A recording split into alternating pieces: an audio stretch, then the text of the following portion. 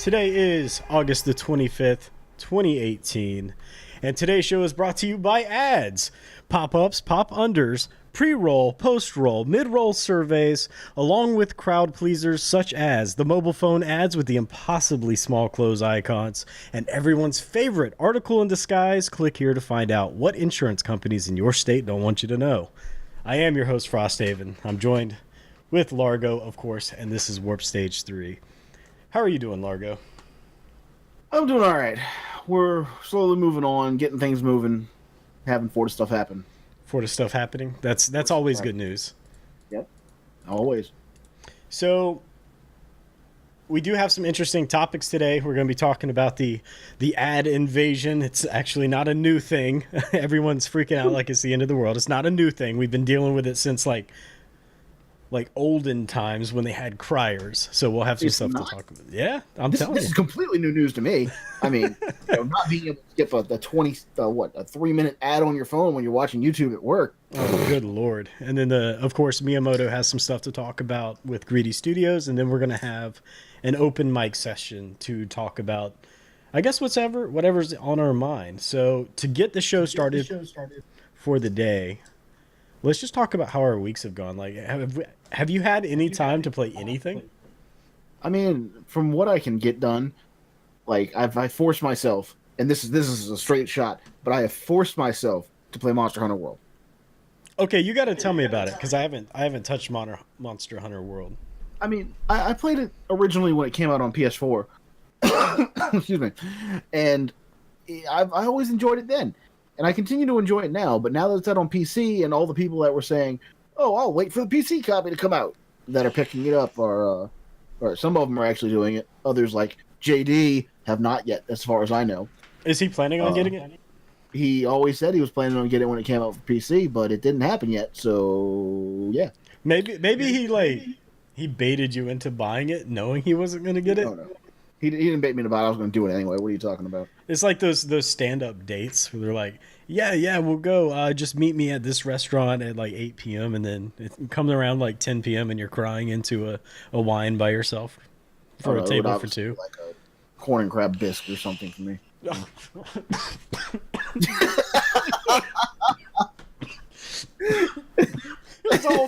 It was all fine until bisque. Why is bisque so? Why did that catch you off guard so bad? I don't know. I was expecting something out of you. I wasn't expecting you to talk about bisque. Like, what?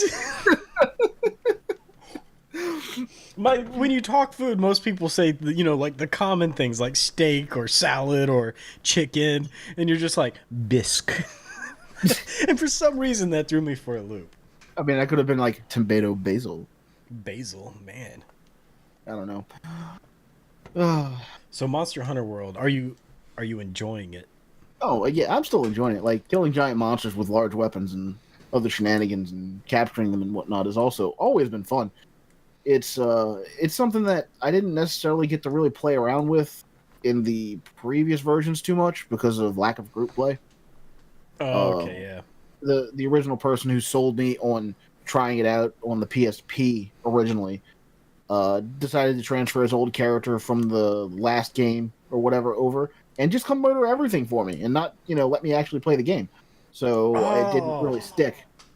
I find that such a problem too. Like I always thought maybe I was the weird one out, but like if you look at any game in particular, I never liked having things given to me. Like in our private Minecraft server, people are always offering, because my schedule doesn't allow me to play like every day like I would enjoy doing. Yeah, you have to sit behind the curtain and actually build the thing. Right. So I'm basically building the methodology for us to build in the game, right? Like I'm way behind the curtain.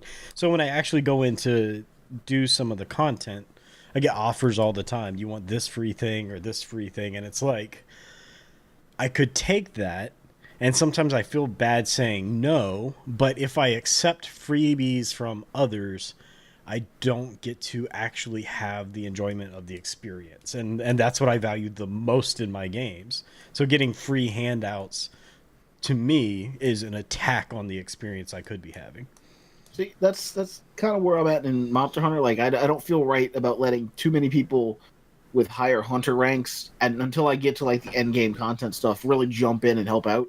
Right. I'd rather just try to murder the thing myself, or play with Ray or Nivik or JD if he ever decides to get off his ass.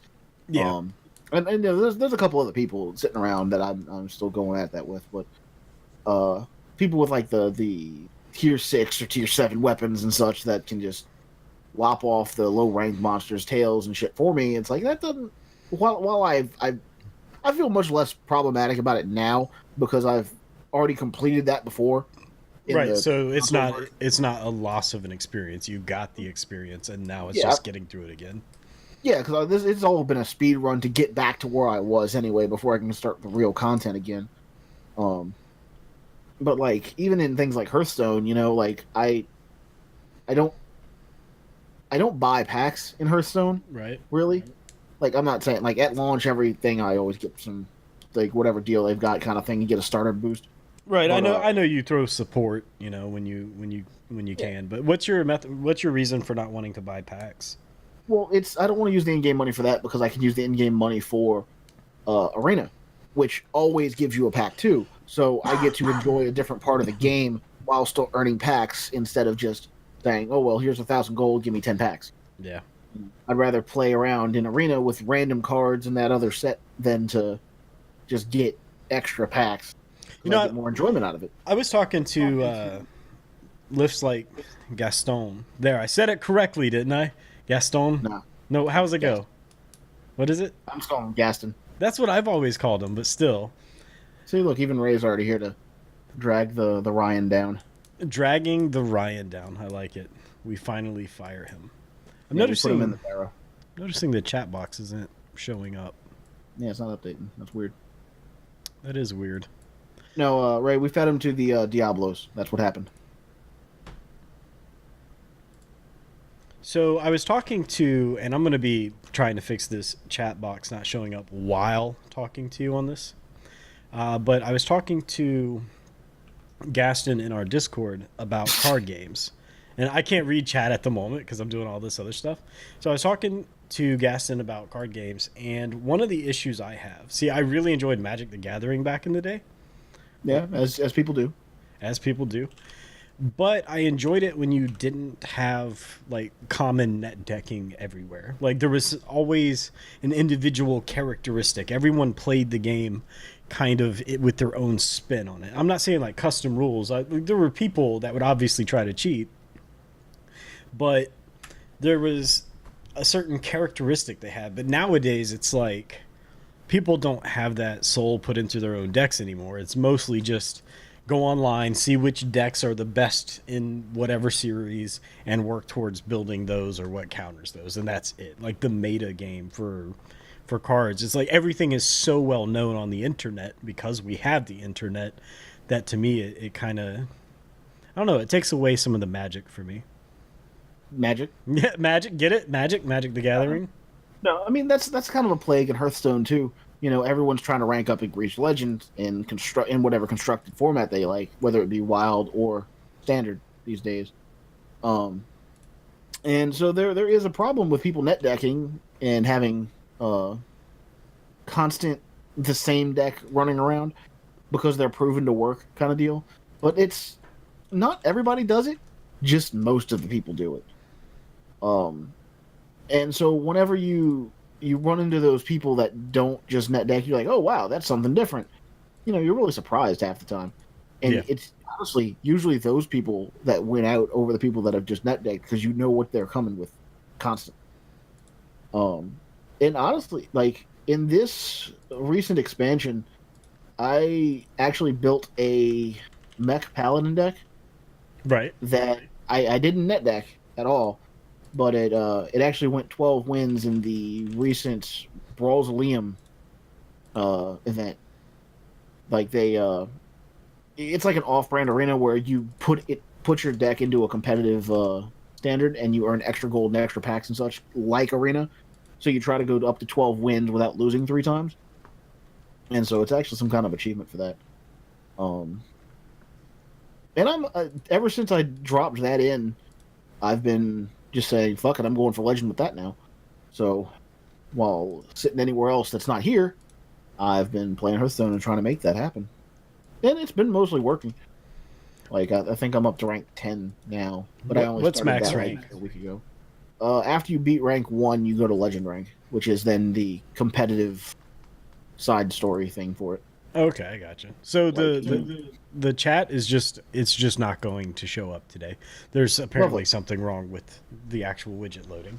I guess Ryan took it with him. Yep, Ryan took it with him when he left for this week to do something with YouTube.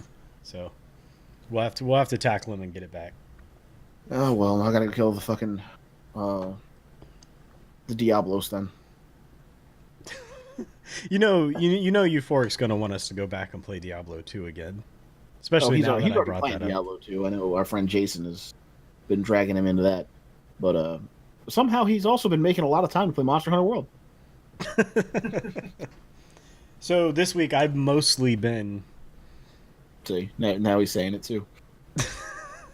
I already am playing D2 again. Yep, you're right. So I've mostly been sleeping this week. I don't know, man. I've been so exhausted this week for no good reason. I had so many plans. I wanted to do a couple of web projects, working with some of the newer frameworks and all this stuff because, I'm looking at potentially getting back into the dev industry by the end of November. So I've been wanting to do some prep work to get caught up on the, what the new fashionable kids are doing in the code world. And so I have all this stuff planned out. I've got 3 frameworks I want to build something on just to add to my portfolio. And instead I did none of that, like 0% of that. I slept instead. And hello, Galaxy. Welcome to the stream. I'm sorry the chat isn't showing up on stream. There's an issue with the widget. I didn't want to cut you off, but I was saying wow to how Ray replied to that. Oh, no, it's not Ryan automatically. I like you and hi. Wow. Ryan's going to come back and see this show and just be like, wow, guys. Wow. Yeah, but it's he's not going to be able to see the chat conveniently, right? Mm-hmm. So we're good on that part. And because we'll be exporting it to YouTube, he won't even get like the live chat replay on the side. That's what I'm saying. Like he's got that by itself. Yep. Okay, so that's why Euphoric is saying the things he's doing. Chat that's why I'm working. repeating him. That's like we can actually have it on log. Oh my god. This first topic today is about ads. Have you heard, Largo, that the Twitch Prime is no longer going to be an ad-free experience for Twitch? I didn't. I don't necessarily agree with it, but I didn't look into it deeper to find out yet. So let me tell you the most exciting part about knowing that we're going to talk about ads on the show today. I need a small violin in the background. We need like a soundboard at some point. Get Lindsey Sterling on the horn. We can handle that, right? We can afford that. Yeah, we can afford that. We got a pretty big budget. There's so many zeros. Don't worry about what's in front of the zeros. There's just a lot of zeros there. Look, we can have her replace Ryan. That'd be all right. Yeah, that'd be good. I'd be okay with that. Sorry, Ryan. You've been upgraded. So, the big problem in knowing that we're going to be talking about ads today is having to research ads. Like all those things that you never want to look at, I had to look at. So how many times did you get tempted to download Clash of Clans again? Oh my god, dude. I saw Clash of Clans like 40 times come up in the advertisements. I'm not going to play this video, but I do want to just share this URL. Let's see, where is it? It's okay. Mom asked, how many hot singles were in your area, Frost? All right, so what's this? How many hot singles were in my area? Oh, so many. Like apparently, I'm like drowning in hot singles. No, I need to come to your area then because I have no idea. Yeah, I mean they're all robots, but when you're a developer, that works. Like I'll talk to a bot. I can share some experience. You could reprogram them if need be, right? Yeah, absolutely. You can reprogram people. There is social engineering. but I will neither confirm nor deny that I know anything about it. So this video is called Sell and Spin, A History of Advertising. I watched this entire thing. It was an hour and a half. Jesus. Yeah, so Sell and Spin, A History of Advertising. It looks like it's on LD Linguistics. So yeah, if you ever want to learn like the depth history of advertising, that's probably a good step. So I'll just pull up the Kotaku article where they're talking about Twitch cutting ad-free viewing benefits from Prime membership. Let's just target this from the top level. How do you feel about that, Largo? Like, what's the first knee-jerk reaction you have to that? Well, when my knee-jerk reaction is like I don't like it because obviously we've had it for so long. We've already been paying for Prime and whatnot. But at the same time, when Twitch got added into the Prime membership, I was like, why is it doing this? So it's kind of like it's because we've had it for so long now that I'm like, okay, this is a terrible move. But I think that's a fair way of looking at it, right? Like if you look at games that have to nerf content, it's better to release things underpowered that you buff than overpowered that you nerf. Even though like the end result is the same, you don't want to put it in a position of taking from, right? Like it's all about optics. Well, I mean, I know you tried to explain that to League whenever they released a new champion too, but they wanted just the money from the new hotness every time. Yep. Well, Heroes of the Storm is no different, Well, if you remember, Kale Foss was really bad at launch too. This is true. I will say that I think they've gotten better. I stuck with that, and then now it's where it's at now. Right. It was super overpowered after a while, and then now it got nerfed into the hole, and now it's at a good spot again. Well, that's kind of where Warframe sits for me, anyway. Like I can only speak from my own experience, but that's where Warframe sits for me. Like right now in that game, once you play it for a while, you literally become an unkillable god that one shots maps. Like off screen, you're killing things off screen, and all you're doing is pressing a button. Like that to me is not a game. That's like cookie clicker.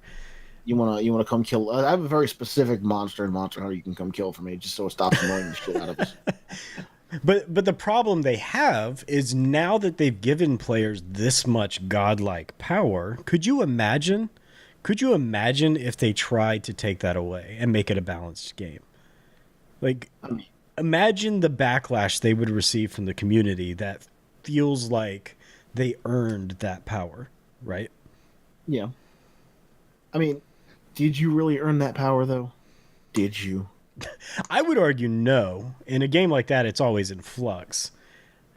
Frost, you mean that they gave us the Tigress Prime, and if they took that, yes, that's like the prime example, right? A prime example, get it? And welcome to the stream. I was gonna say welcome to the Utility Man stream, but welcome to the stream, Utility Man. So yeah. I don't know if I want to be welcome to the Utility Man stream. But as far as the ads go, I'm kind of on the same. I think I'm on the same page as you. Like if Twitch Prime and ad-free viewing were not a part of Amazon to start with, this would be a non-issue. No one would be talking about it. Like, correct. Of course, Twitch is going to play ads. YouTube plays ads. YouTube has YouTube Red. Twitch has Twitch Turbo. It makes sense. It's the expectation. When it comes to YouTube Red, I've never agreed with YouTube Red, period. Even though that was like the addition, like say, well, you don't have to see ads ever. All you have to do is pay us. Right. This is replacing what the ads generate for us. And I'm like, well, that sounds great, but when let's say I'm only paying you $5 a month, and the ads that I would watch help the actual content creator more. Because if I watch, say, from this is from a long time ago from YouTube Red, that I had like Nerd Cubed explained it to us, that if you pay your $6 and you watch 20 videos from Fortis, 37 videos from someone else, and 110 videos from like Chugga Conroy, most of your $6 is going to Chugga Conroy at that point. And then Fortis is getting next to nothing on that, because it's all divided based on how much you watched on whatever. So many zeros. And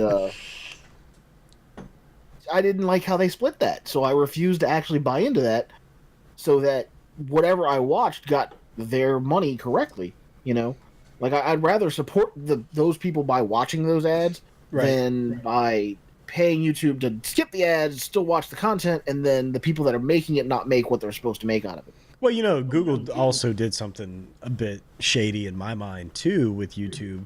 Like if you look at mobile YouTube, you cannot run YouTube videos in the background. Like if you want to like listen to something with headphones, like a show Yeah. like ours, you cannot run it in the background unless you pay for the service.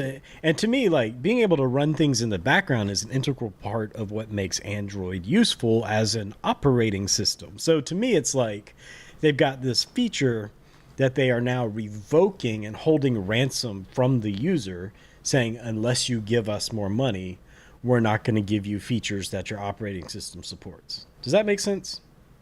I mean, it does, but in the stupidest way possible. Why do you I mean, say that? I'm saying like it's on the corporation side, like I understand it, but like on the personal side, I'm just telling them fuck off. Also, yeah, you could use an ad block, Dragon Mom, but then nobody gets anything from the ads because they don't actually run. Well, most people do use AdBlock at this point. Yeah, Like it's no. such a high thing. Which is why making a career on YouTube has to be such a high, you have to have such a high view count to make anything at this point, Right. you know, and it's just because people use ad block because they say fuck YouTube. And of course, that only works if your videos haven't been like demonetized and incorrectly flagged and all that crazy shit. Exactly. Yeah. And whatever, like if somebody's making videos just for funsies and doesn't really care about the money because they have other sources of income like Patreon or what have you, then, who cares at that point using ad block? But the people who are actually just trying to make YouTube happen that don't actually have those other services, it's kind of like you're kind of gimping those people in the small, like it's more like how government treats small businesses sometimes. Yeah. Where Yeah. if you're trying to really start a small business and you can't afford the advertisements and the actual like just cost of operation per se, because you're not getting enough customers in because Walmart opened up next door and they're stealing all the business anyway.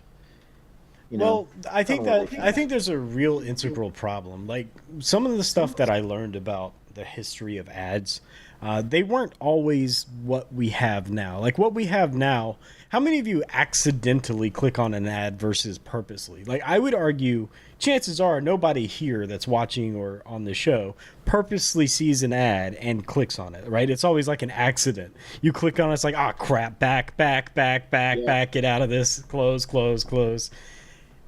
And I think that's a real problem because in history, but even before radios, they had the criers for the people who would come in on boats. You'd have criers come out with a scroll and talk about what's there in that local town, like the best fish ever at Don's Fish, 5 blocks down on your left in the brown hut, stuff like that. And that was advertisement, but it served a purpose because it helped illuminate stuff that the travelers would be interested in.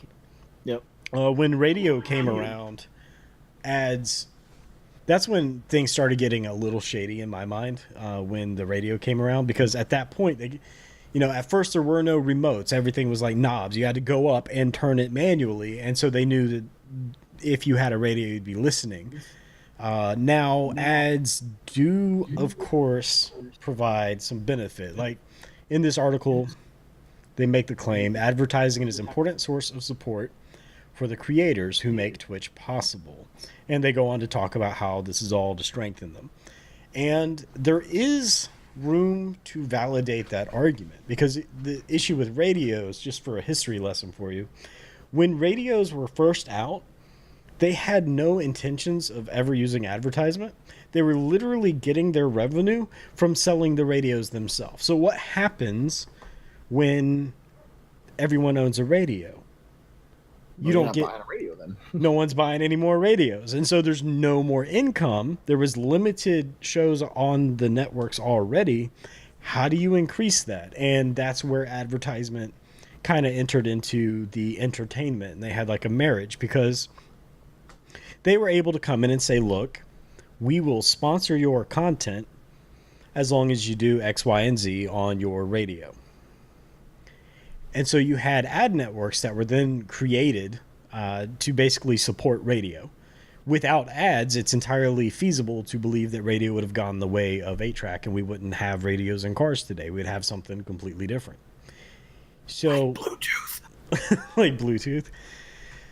Video killed the radio star, says Utility Man. Yeah. Still a good song. So it's like a necessary evil in that sense, because it's like everyone wants to do all this fun stuff online, but what happens if you remove ads, right? If you remove the ads, what happens to the fun stuff? Well, they can't afford to keep the fun stuff up anymore. It goes down and all the fun stuff goes the way of the dodo. It's like this really dirty situation, because I hate ads. You probably hate ads. Most people use ad blocker. No one clicks them on purpose. In fact, the chances of someone clicking an ad on purpose is 0.001% higher. That's it. Than the chances of being struck by lightning. Think about that. I'm gonna stop this for 1 second and say there have been ads that I had clicked on purpose. Lately. On purpose? And that was because there was an ad on Facebook while I was browsing through it at one point. Actually, advertising Project Ascension, which is like a WoW mod from back in vanilla. You know, like they made a vanilla thing where it's a classless based system and whatnot. And so they had advertised through that, and I actually clicked that, looked into it. It's actually really cool. I would enjoy playing it, but I wouldn't stream it because I would like to at some point get endorsement from Blizzard, and I don't want to burn that by playing a mod. Well, you know, the reason you saw that ad, that's the whole concept of a targeted ad, right? Because then they know what you're interested in, and the only way they know what you're interested in is if they're collecting some kind of information on you, which has its own gray areas to discuss. Right. And I mean, that's also part of a totally different story at this point. You know, like there are some things that there are still a lot more ads that just while scrolling up on your phone, the screen stops for a second, or you get a bit of lag time in your actual device, and it thinks you clicked the thing and sends you to that other website. You're like, well, you were just trying to scroll past it. Yep. Yeah. And that happens much more often than actually intending to do anything. But I do kind of also, what do I say it? Like, I don't dislike ads as a base thing personally. Right. Like, I understand that they're required to get eyes on products so that anybody can actually see it, anybody can actually know about it to buy it. Otherwise, all you've got is word of mouth. And word of mouth is also like an advertisement, you know? Yep. It's an advertisement that nowadays, with the age of technology, actually takes arguably more energy than just dumping money into some automated system that spits ads out for you. However, word of mouth is also the most effective, advertisement into actual purchasing, because what do you do when you're looking for something specific? You probably go ask your friends first. Like, hey, I saw you had, we'll just say for now, you just bought a Nintendo Switch, right? Can I come try it out? You go try it out. Like, oh yeah, this is why it's good. And then you go out and buy your own because you've had the word of mouth that your friend endorsed it so much that you're like, oh yeah, this is great. Well, that also touches on one of the other scary things about advertisement is, for as long as we've been alive, and much longer than that even, advertisements shape society at some level. I mean, really think about it. Even us, even people like the viewers perhaps that say, I hate ads, I use ad blocker all the time. That's me. I hate ads. I hate being advertised to. I refuse to wear shirts with branding on it because I don't want to be a walking billboard. Yeah, you're wearing except I'm wearing, a Fortis Core hat and a Mad Glory Interactive shirt, but that's different. I have my reasons. But like, you won't find me wearing something with a huge Nike logo on it. Right. But advertisement does define a lot of our culture. I mean, think about it. Really think about it. Why do we drink Coca-Cola? Is it because it's the best soda on earth? You're advertising that to the wrong person. Because the answer is yes. Um, But you get my point, because when Coca-Cola came out, they weren't the only brown sugared water soda on the market. The only difference is they had enough money to put in to advertise so that everyone thought of Coca-Cola instead of anything else. in my life and upbringing, it was the only soda that you have. But you know what I mean? Though, like, what makes this brown soda or this brown sugary water better than this one, better than this one, better than this one? And that's just it. You know, like, someone could create the cure for cancer, but if no one hears them, no one will know it exists. And that's kind of the deal with advertisement. You can have the best product in the world, but without the publicity, without that outward advertisement, you'll go nowhere with it. Right. And because of that, a lot of what we do is made from advertisements. Like, have you ever heard a balanced breakfast, right? Everyone's heard that. You need to have a balanced breakfast, a big balanced breakfast. But I bet you most people don't realize that was a political propaganda thing spread through the media early on in the olden days. And I forget what the reason was, but there was some political reason for that. There was no actual scientific reason to have a large balanced breakfast, but didn't advertisement today, convinced you. But don't we have science on that today and actually it proving correct? Like having an actual balanced breakfast to start your day proves that you actually have more energy throughout the day and actually, in general, have a better day? It's possible. I'm not sure where the science is now. But at the time, they had no reason to believe one way or the other. They just literally said it because they could impact society in that way. And, you know, even talking about this brings up the old subject to me about how diamonds are actually only just really advertisement and not actually valuable. Right. They're just shiny rocks if you really think about it. Well, like, they're actually so common in the actual world outside of some of the mines and stuff that jewelry companies originally advertise it as like the girl's best friend and, you know, for marriage purposes and stuff as such high ranked prices just so they could get away with it. Like they weren't actually valuable when that all started, and they're still technically not that valuable today in core concept, but when it comes to everyone just believes they're valuable, you know. Well, that's part of the thing with pricing, right? Like if you look at smartphone pricing, if they were to sell smartphones for like $20, you know, let's just say theoretically, whatever the minimum amount they could sell it for, if they just sold it for that, they would make a lot less money. Not because the price was lower, but because less people would buy them. Having a phone that's $800 makes you feel like you're a part of like an elite club, even if it's not worth $800. And it's just really like we're really dumb as humans because we see a huge overly priced thing and we think if we get that, we are the elite. You know what I mean? So like there's this weird psychology there with that.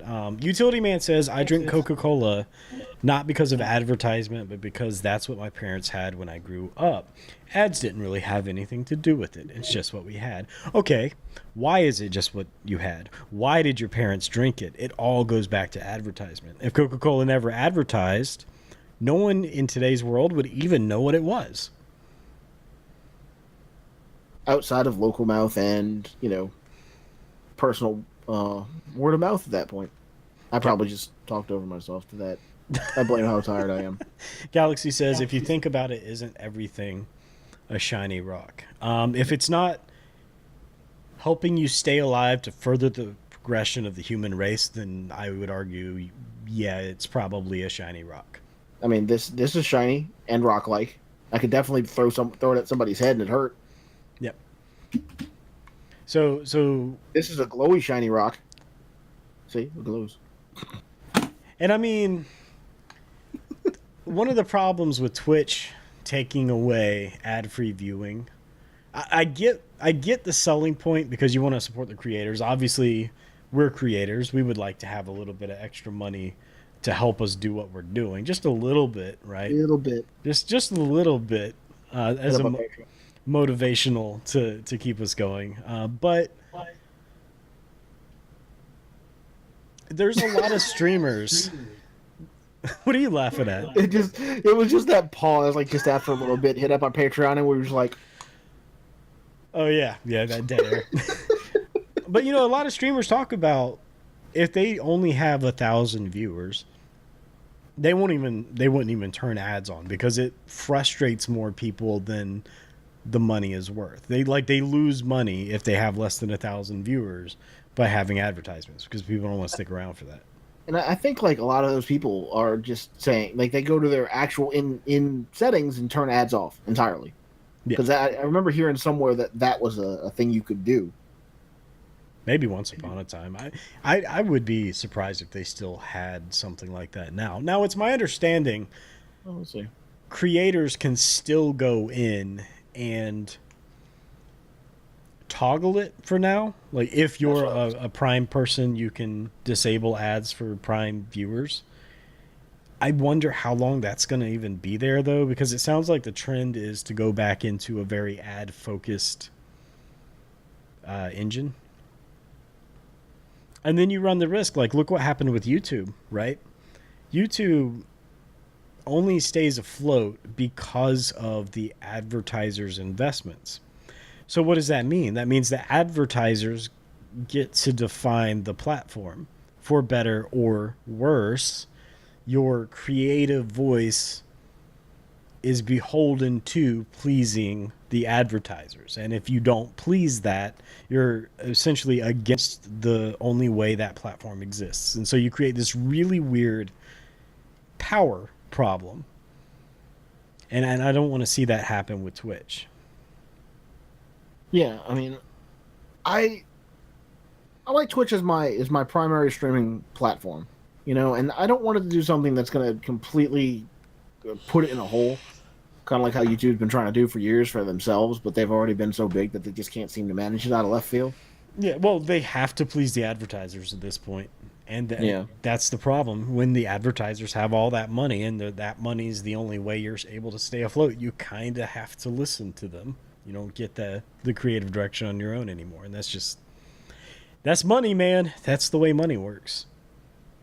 I think what gets a lot of people upset, specifically about this Twitch situation, is it isn't just that they're removing ads or the ability to stop seeing ads from Prime. It's that they're also at the same time taking the 20% discount on game pre-orders away. So it's like a double whammy. Oh, I did hear that. Like, again, that's kind of like a minor thing to me in general. Like, I like having it. Don't get me wrong.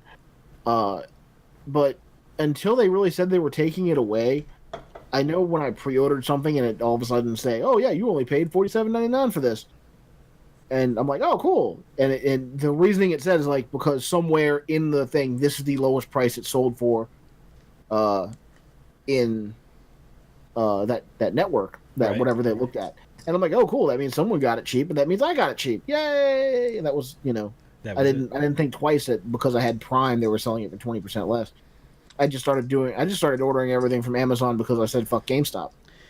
That's fair. I fall into the bracket of people that will be canceling their Amazon Prime over this because Amazon Prime, and it's not even like a screw you guys, I'm quitting because I'm boycotting. It has nothing to do with that. It's a simple value assessment. So what do I actually use Amazon Prime for? I'll tell you what I use Amazon Prime for. I use Amazon Prime so that I can have ad-free viewing on Twitch, so I could have discounts on games, and so I could have free 2-day shipping. Yeah. Amazon Prime costs on average about $120 a year. I don't buy enough to require $120 worth of shipping. And as it stands with these changes, the shipping is the only benefit I would actually use. I have no interest in the Amazon TV or music because I've got other services for that. The shipping is the only thing that is of value to me at this point. And I would spend less by just paying for shipping for when I buy something now. So I fall into that category of someone who's like, well, I guess Amazon doesn't want my business anymore. And I completely understand that. And when I first tried Amazon Prime and it was only 2-day shipping, for free. I tried it one Christmas and got it like it was free that one time, Right. and then it tried to charge me the $100 afterwards. I'm like, whoa, hold on. I don't buy that much stuff from you. Yep. F off. But after they integrated Twitch to get the free subscription, That's when it kind of became more valuable to you. a little bit, but I wasn't really worried about it. I'm like, oh, cool. I have a free sub that I'm not going to really use because I don't really watch Twitch that much. Like I do I did for certain streamers, but like I didn't really pay for subscriptions, and it didn't really matter to me. And the free subscription didn't really hit me in the head to really let me know I was doing that at first. Right. And then at one point I started just ordering stuff from Amazon itself instead of going out and picking it up. Like, what was I don't remember exactly what made me start ordering from there, but I knew like during Christmas time, instead of me really running out and finding a whole bunch of Christmas gifts, I could sit at home, just order the stuff, have it here, wrap it, and be done with it. Yep. Outside of, like, I think it's also shopping for my father, my aunt, my mother, and my sister. They all have like a very niche thing that I look for every year. Right. Like when I go order something for my dad, it's a Coke thing. But do you end up spending over $120 worth of shipping though? Well, if you consider like every time you would pay for shipping, even if you round it out to $5 an item, to ship, mm-hmm. and it be like ground, not necessarily in 2 days, right? You end up still better that way. But you might. I don't. Not only are you getting it faster than you would normally pay for if it's $5, right? But like it's probably closer to really 10 at that point.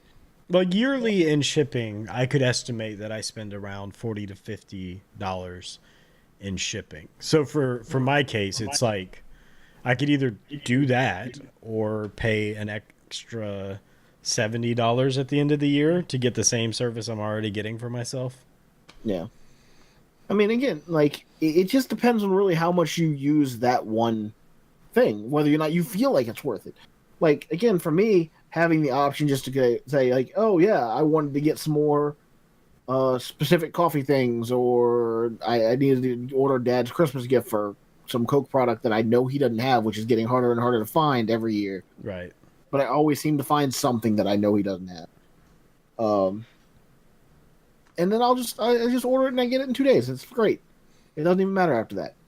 I feel like that convenience has been worth the price instead of saying, oh, well, I'm going to pay the extra $10 for this, the extra $20 for that one. Right. Or if it's delicate, then do, the third thing.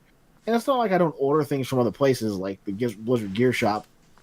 Yeah, of course. Obviously. And then still have to pay their shipping and handling. But, I would rather just keep everything in one little circle at that point. And I don't necessarily have to go to GameStop every time I want something. Because, again, I'm not doing that. It's okay. Anyone can lip read that and know exactly what you're thinking. Euphoric says they couldn't live without Amazon. Yeah, he had to correct personally.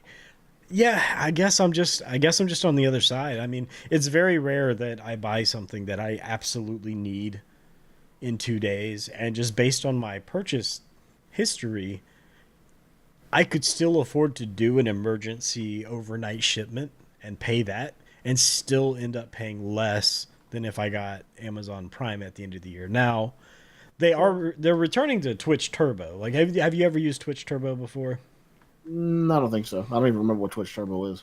It's kind of like Discord Turbo in the same vein of that. You use all your apps on different channels and such.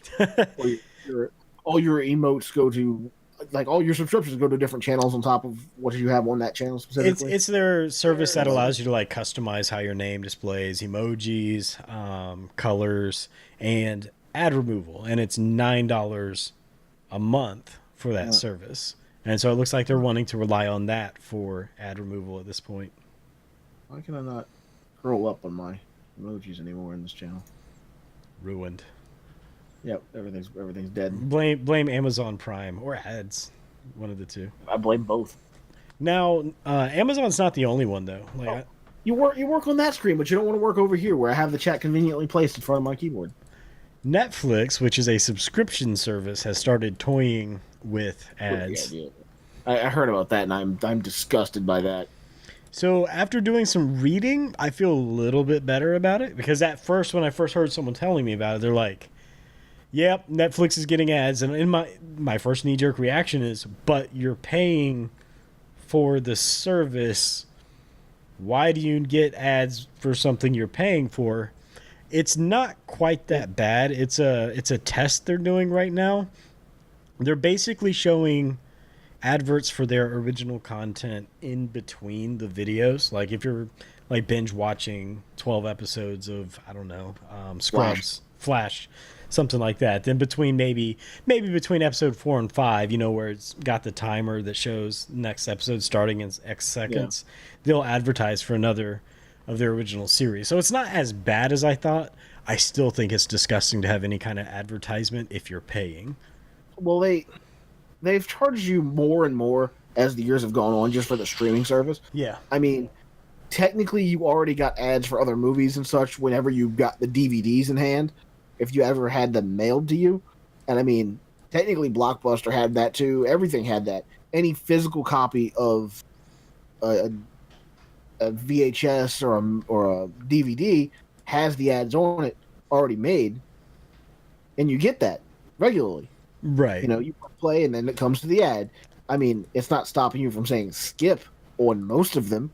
Some of them have it locked and say, you have to watch this ad. It's like, oh, fuck you.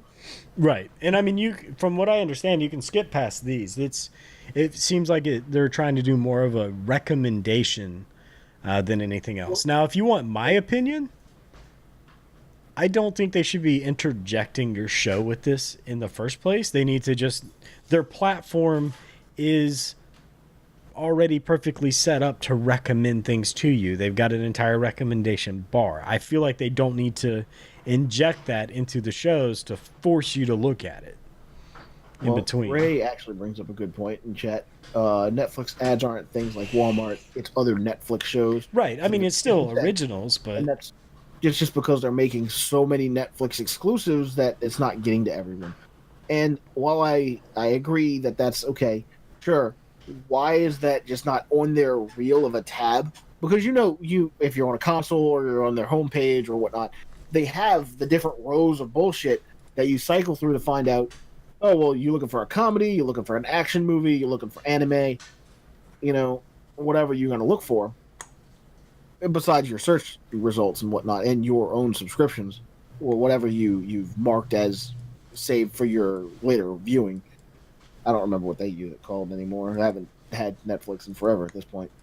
Man, it looks like people are pissed over this. Oh yeah, and like I haven't given a rat's ass about a lot of the Netflix shows. Period. Like, what was it? The last ones that were advertised as this isn't a Netflix exclusive was like the Seven Deadly Sins, and what the hell else? I don't think it was it. No, Cobra Kai was a YouTube Red thing that I was actually interested in, but I still refused to pay for YouTube Red. Well, I've been having a lot of issue with Netflix in general. Like, I don't like a lot of their business practices. They're big on DRM, for instance. I don't know if you were aware of just how strict their DRM is, but like my Android phone, because it's a custom ROM, I cannot play Netflix. They've introduced Widevine DRM support, which is a DRM from Google. So now if you have a rooted phone that doesn't support any hacker workaround, even the newest Netflix, it'll if you go through the Play Store, it'll say it's not compatible with your device. If you then sideload it from their website just to get it on your device anyways, and you try to play it, it'll give you a connection error. So stupid. Right. And it's like, I'm paying for Netflix. And you can't watch it. And I can't watch it because I'm also paying for a phone that I want to still use, even though it's an older phone.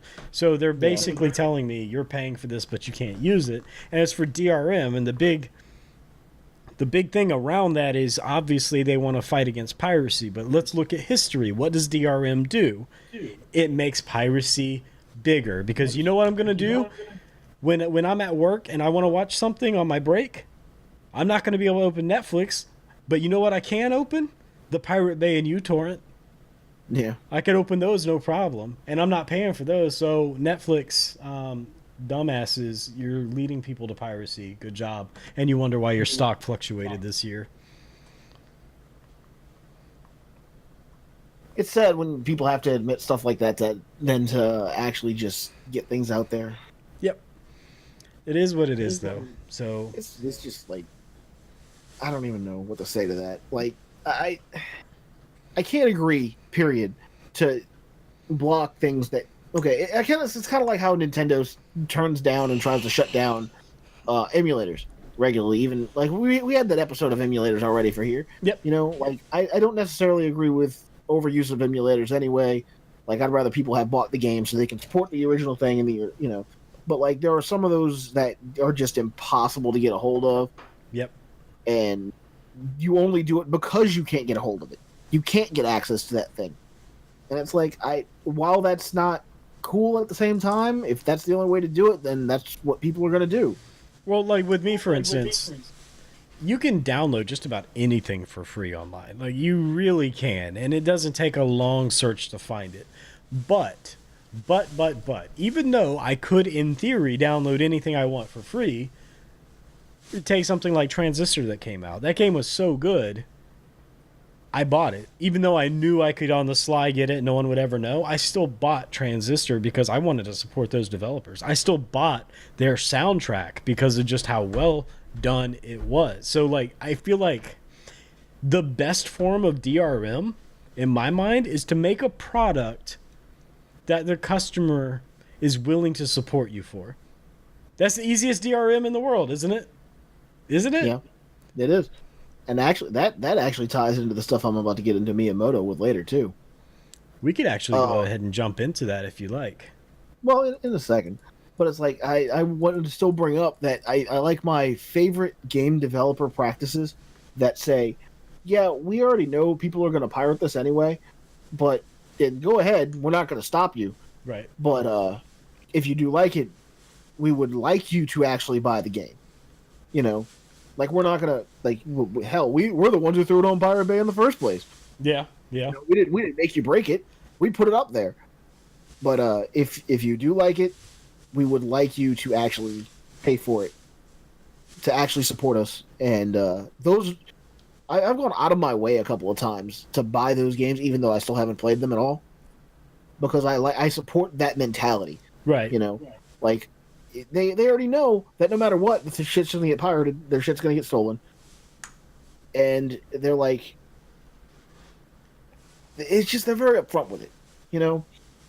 Like, I can appreciate someone that goes the extra step to say, well, fuck it. If we're not going to make money on it, we're not going to make money on it. But if it's good enough, hopefully we make money on it. Well, that's the goal, right? Like, for anyone who creates a product, is they want to create a product that people like. Well, Yep. Honest people would anyway. I mean, there's plenty of people that just want to sell you junk you don't need, but the hope is they create stuff that they want people to like. And that's why we have package thieves from Amazon. Hooray! Hooray! So ads on Netflix, ads on Twitch. I hate ads so much. I hope we can find a better way to do advertisement. Now, I don't know if you've ever looked at the concept of BAT. It's something that the developers behind Brave have worked on. It's called the Basic Attention Token. Let me pull that up real quick, because this is something I can get behind. I've never heard of it, so I don't even know. And I'll play this video for you guys. Hooray! An ad! An ad! Oh, I'm gonna have to open up the stream so I can actually understand what the fuck it's saying. Because I'm Brendan Ike. I created JavaScript at Netscape, then founded the Mozilla project and Firefox. The creator of Brave JavaScript. That's why I'm behind it. And a new system for properly valuing user attention. Brave Software is introducing an innovative solution, blockchain-based digital advertising. Online advertising was once simpler. It consisted of advertisers, publishers, and users.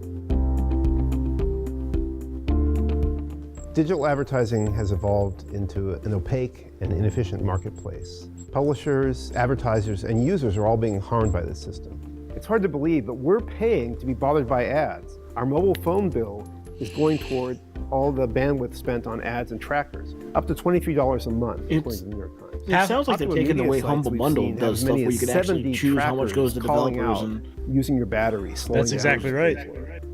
increasing your data costs. Users are now trying to protect themselves with ad blocking. It's on over 600 million phones and desktops and rising. That's me. I'm part of this. I block all the ads. We realized something needed to be done. We think the solution must involve a decentralized, transparent, digital ad exchange based on the blockchain. Brave is implementing this in stages. Our first stage is already in the Brave browser, which blocks ads and trackers, but also have a ledger system for rewarding sites based on user attention. The second phase is where we try to move toward a decentralized ad exchange, and that must involve a new kind of currency for user attention, and that's the basic attention token. The token is derived from, and therefore denominates, user attention. Attention is really just focused mental engagement on an advertisement, on great content, on whatever the user is looking at.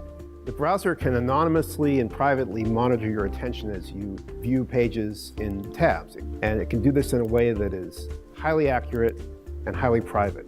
We think this is essential to avoiding fraud and malvertising. I'm sorry we're not making great content right now by just watching this, but it's like, when ads are viewed. We all kind of Users also get a share for their attention if they choose to receive ads. From that share, they can then donate back to publishers they wish to support. We also see publishers being paid in tokens, able to use those tokens to reward users to promote their content. All right, so I'll just stop it there. Yeah, go ahead. Because the rest of it just kind of continues on. But they've got something going on, because one of the big problems with ads, like we talked about it already, is no one really wants to click on an ad, right? Like, what benefit do you get as a viewer of clicking on an ad? Well, the only benefit you get is so out there in the ether, it doesn't even cross your mind. Like, there is truth in saying by clicking on ads on some scale, you are helping the platform stay alive. By clicking on ads on YouTube at scale, you're helping YouTube keep YouTube the way it is. But it's not tangible, right? Like, you don't really feel that. As a viewer, it's just, this ad's in my way, and it's not something I'm interested in. So what I like about what Brave is trying to do with the BAT system, the basic attention token, is they're like flipping that around and actually giving value to the user and the publisher at the same time. So now it's like a tangible thing, and you could say, oh, I could watch this ad, I could get paid in tokens, which I can then use those tokens, almost like, you know, arcade tokens. I think about it like that, little golden arcade tokens. I could then give these to the content creators I enjoy to help them make more content that I enjoy, and I didn't have to open my wallet to do it. Like, that's huge to me. Like, it changes the entire dynamic from this ad system that's like in your face, in your way, to something you can engage with and be happy to engage with. So, and I mean, it's the guy who created JavaScript, so you know I'm biased towards it. Like, obviously. Yeah. This stream is sponsored by Brave. No, I wish. But that just goes to show you that's how much I believe in it. Get them to support us on Patreon. It'd be good. It's basically bits for the entire internet. That is exactly right. That's a good way to look at it, because with bits you could like watch ads to earn bits, or you could just pay for them. And it's kind of the same. It's kind of the same concept under the Brave browser. I feel like I should just earn bits passively and then be able to donate them back to whatever the fuck I feel like. You're gonna like buy GPUs and find a way of mining bits. It's gonna be the it's gonna be the next Bitcoin. I swear. I'll use bits everywhere on the internet. You'll have like the Kappa box of like 8 GPUs just sitting there watching streams. There won't be anything on the computer, but the background will just be the Kappa symbol. Once I get this room clean, I can build that monstrosity. Well, but we'll see about that. So ads suck. Hopefully they're working towards a better solution. I'm not a fan of them doing the whole Indian giving thing on Amazon, like, hey, you can have discounts and no ads. Actually, we're taking that back. I think that's horrible optics. I'm not a fan of Netflix putting advertisements even for their own stuff in the middle, because that's the whole point of the dashboard. But I think it's nothing to really stress about either. Like, this is one of those things. I think the market is going to basically define this. If people don't like it, Netflix's stock is going to do this until they adjust and say, okay, we can't do this to people, and then people get back on board maybe once they straighten out. But it could just be like EA, where no matter what EA does now, they're going to get screwed one way or the other. Right. But that's because they kept digging. That's because they kept digging the grave, right? Like, they started digging the grave, and people were like, stop digging yourself in a grave, please. And they said, okay, we will. And then they dug further, and now it's like everyone's given up. EA hit rock bottom, and then they started digging again. So that's the best way to put it. You know, they're in their own spot, and that leads directly into why Miyamoto warned greedy developers. Yeah, so tell me about this, because I didn't follow this all that closely. So at Gamescom, Miyamoto basically said he urges developers to stop nickel and diming their buyers to actually sell quality games at release. And here's one of his first quotes that I'm going to bring up. It's, we're lucky to have such a giant market.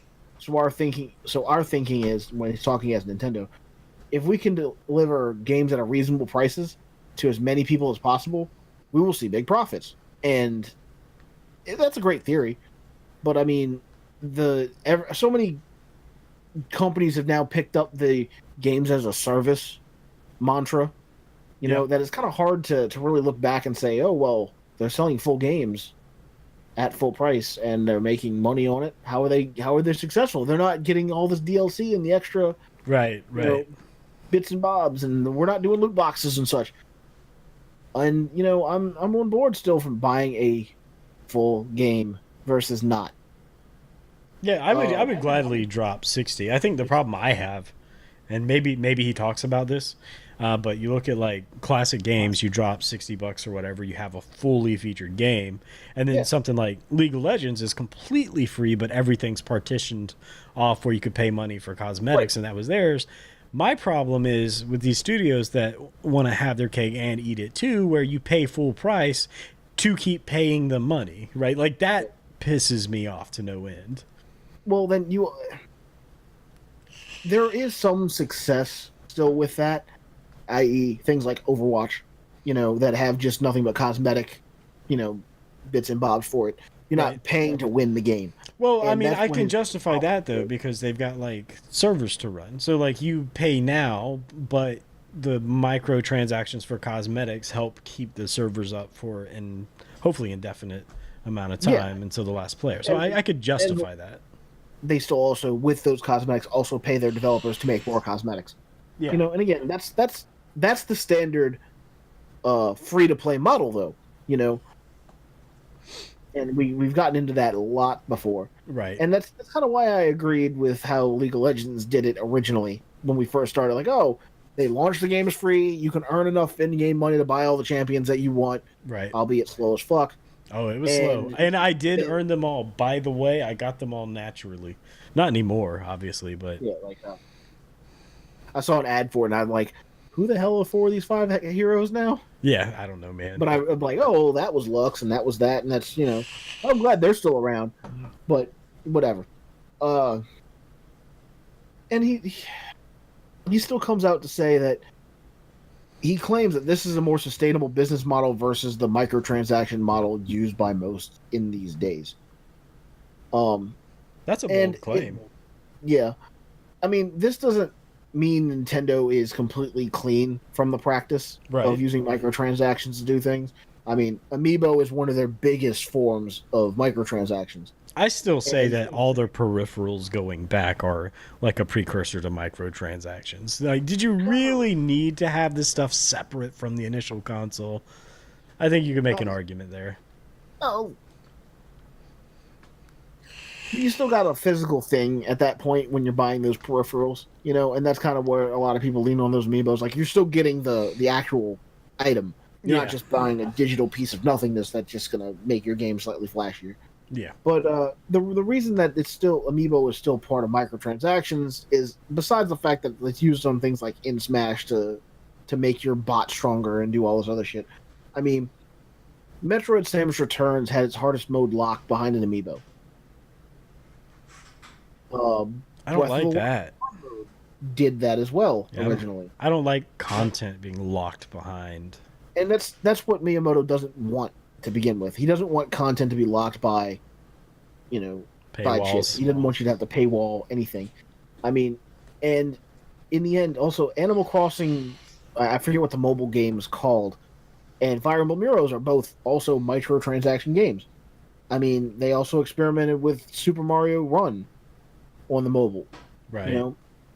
And while those are big things that they've done, it just proves that they're not clean completely from microtransactions. Well, I mean, to be And fair, businesses are going to experiment and test the waters and see how far they can get. yeah, and I still agree, kind of like the mobile device is, or not the mobile device specifically, but like the mobile phone is kind of where it's a weird, ambiguous gray area where it's almost okay, but not quite. Like, obviously, you still hate it. I think it's just an expectation thing. Everyone still thinks it's garbage. I don't know of anyone who will tell you that like the gaming market on mobile phones is good. But I think people just kind of have that expectation that game devs on mobile are going to be shady as hell, and they're going to be charging you $100 for a pack of gems. You know what I mean? Like, I think people just expect the worst. And so, like, while we can really get into a long debate about what is good about microtransaction, what is bad, and obviously the main statement is it's bad, uh, Miyamoto still did actually come out and say this. I can't really say our fixed cost model has been a success. So he even admits that their fixed cost standardized business model has been all green lights. They know there is some failings to it. But following that, we will continue pushing it forward until it becomes entrenched. That way, everyone can develop games in a comfortable environment. By focusing on bringing games to the widest range of people possible, we can continue boosting our mobile game business.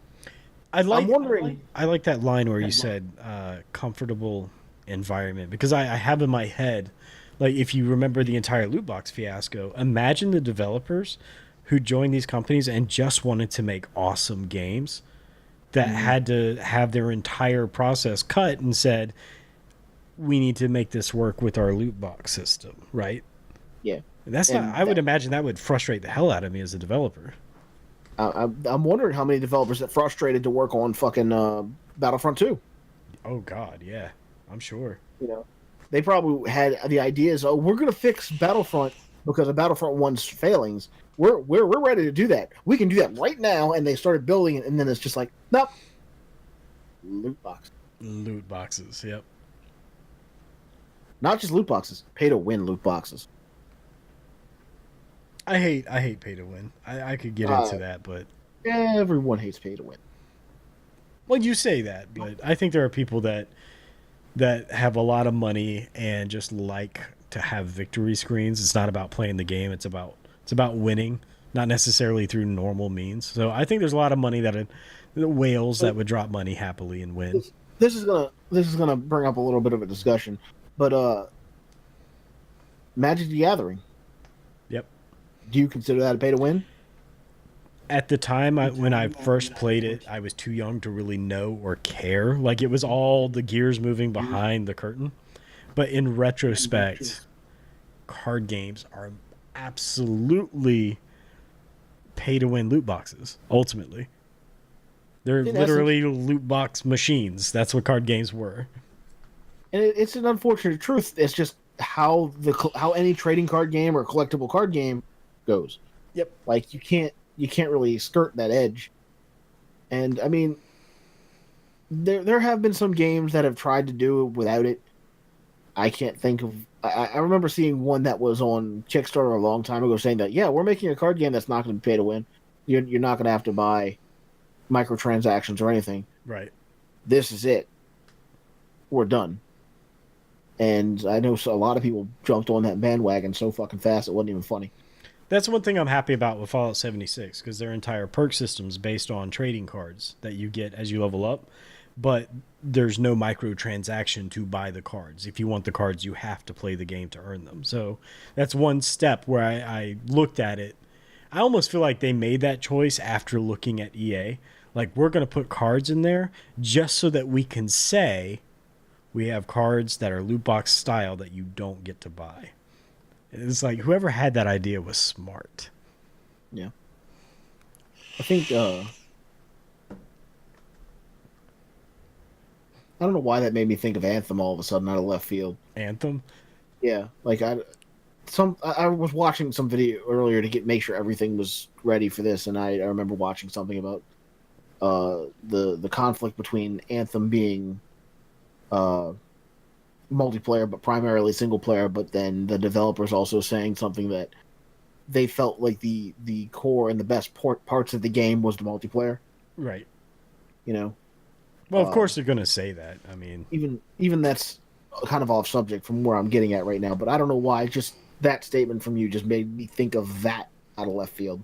Probably because of the controversy. Like, controversy eventually gets you to Anthem, right? Like, if there's a roadmap to Anthem, it's through like talking loot boxes, EA, and yeah, but that would have came like the controversy with that would have probably come up to like in my head should have spawned from like talking about Destiny of how they killed off Cade 6.